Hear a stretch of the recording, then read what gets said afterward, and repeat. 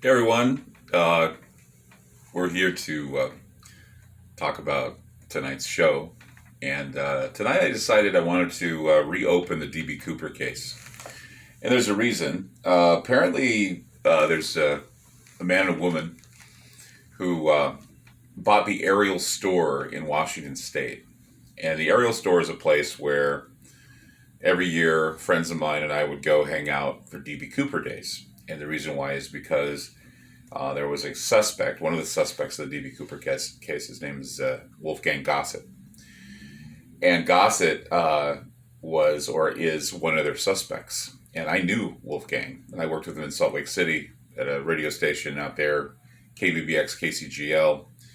And he was kind of this guy who was into the paranormal, and he investigated the paranormal, and he did all kinds of crazy things. He had a crazy background. He worked for the FBI and missing persons, and he was also a priest. And he was kind of a weird guy. Got to know him really well, really strange dude. And then I moved to Oregon, and I find out he moves to Depot Bay. And before he died, he tells his son, he says, I want you to let y'all know that I've got money stashed in Canada for you guys. And I was D.B. Cooper. And so this lawyer named Galen Cook went on Coast to Coast AM to talk about this guy. I didn't know who he was supposed to be D.B. Cooper. And I had a friend of mine named Dr. Burgess who said, take a look at this guy and tell me what you think. I saw the guy, and immediately I knew it was Wolfgang. And I go, oh my God, it's Wolfgang Gossett. I got to call this lawyer and tell him who it is, because I worked with this guy. I knew this guy personally. I'd go to his paranormal gatherings at East High School. We interviewed him for a TV documentary we were doing for our broadcasting class. Just an interesting guy. And he was on Extra.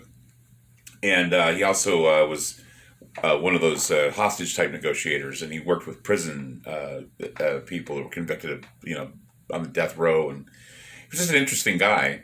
And so when I heard that he possibly was D.B. Cooper, I immediately thought, if there's any man out there that could be D.B. Cooper, it would be Wolfgang Gossett. I even called a friend of mine and I said, you'd never guess who they think is D.B. Cooper. And immediately he said, Wolfgang? I go, yeah. He goes, wow. He said, how did I guess that? and so, it's one of those stories that's kind of, I don't talk about it much, but just the idea that I knew D.B. Cooper would be kind of a cool thing, especially with what I do and everything I talk about and where I've lived. In fact, here in the Pacific Northwest, I lived in an area where I thought D.B. Cooper had landed. They also said he landed in Ariel, or in Amboy, Washington. But I think he landed somewhere near St. John's. And I lived in Kenton, which was about 2 miles away from St. John's, over near an area called Vanport, which was a very mysterious area. But I'm wondering if that's where he landed, because of the gorge winds probably blew him out over the western areas, because he jumped out somewhere near Battleground in Vancouver and he flew over the Columbia and landed. I think he survived. And I think, and I like to think it's Wolfgang, although a lot of people have their own ideas of who should be D.B. Cooper, because there have been so many more extensive investigations. But Wolfgang's one of those underdogs, and it's not because of the fact that there's not any evidence to show that he may be, but the fact that not very many people are getting behind him, because he looks nothing like the picture right now that you see everywhere of D.B. Cooper. And I would say, well, D.B. Cooper ages. And so if you got a guy that looks like D.B. Cooper now and everything, and he's an old man, I don't think it was him. I think that, I did some renderings at one time showing that Wolfgang could have been D.B. Cooper. And the fact that his military picture shows him, if you look carefully, it looks just like that guy right there. It looks just like D.B. Cooper did back in the day. So tonight I'm doing a show called D.B. Cooper Named to the Face. And it's basically, we're going to have Galen Cook on. We're going to have the people who are going to buy the Ariel store. They're going to try and remodel it so it'll be a bar and a nice place to go eat. I hope so, because every year was a nice place just to go there and hang out with the people and talk with them about D.B. Cooper stories and meet up with people. A lot of agents there. MIBs show up. I don't know if they're real, but they certainly are intimidating. So, I mean, it's a nice kind of hangout for conspiracy theorists. And so tonight we're talking about that. And so I want to remind everybody that tonight, you can listen to Ground Zero on Aftermath.fm. It's free. And the reason why it's free and in stereo is because people wanted it. We got it for them, and we got a great feed. TalkStreamLive.com is also a good backup feed for that. You can get it at TalkStreamLive.com. I'm really excited that many people have been subscribing to Aftermath, and we'd like for you to continue to subscribe to Aftermath. We have some new deals coming up soon that include our TV packages and everything else if you're interested in that. I found out some news today about preparewithgroundzero.com. A lot of people have told us that the website was down, and so we've requested to get back up again because now's the time to prepare, because people are buying toilet paper and panic buying everything because of the lockdowns. And I would say that if you get in soon enough, the shipping can turn around soon enough to get you what you need for food. It's really inexpensive when you're looking at $167 more or less for food.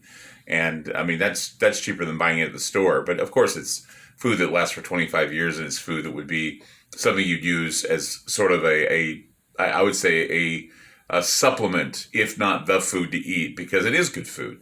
It's like something you'd serve to your family all the time. It's just it's packaged for times when you don't have power, when you don't have access to certain things. And the way things are, 2020 is not looking like it's going to let up anytime soon. There's going to be more lockdowns. There may be some problems with power. There may be problems with water. You need to be prepared now. It's time to be prepared. It's no longer about, why would I buy any food? I'm not going to be in a bunker. No, you're not going to be in a bunker. Chances are you're probably never going to see the inside of a bunker.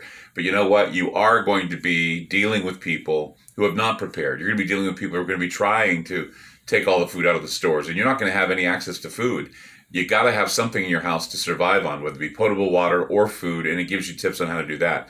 So I would say the website will be back up again. Go to preparewithgroundzero.com and purchase your food. Get it in your pantry before winter gets really bad. We're in November. By January, February, people are going to be struggling to get food. The economy's going bad. There's just a lot of reasons why you should be prepared. We were discussing last night on Beyond Zero about the T-shirt situation. We're going to be getting T-shirts that are bigger for people, bigger sizes. Ground Zero T-shirts are available now. Even our T-shirt Electile Dysfunction, which is really popular, is now being sold at groundzeromerch.com. Groundzeromerch.com. Give the gift of Ground Zero this Christmas. Get yourself and your fans and friends that were fans, get them their own T-shirts, their own hoodies. The hoodies are comfortable. They're really awesome, and they keep you warm in the wintertime. And, even during the fall and the spring when it's kind of cool and chilly, you can wear the hoodie. It's amazing. It has the Ground Zero logo on it. It looks great.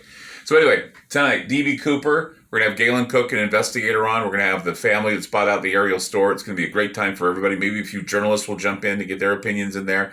And I got a whole new conspiracy theory I want to spin for you as to why D.B. Cooper got away with it. So thank you so much for joining us, and we'll see you tonight.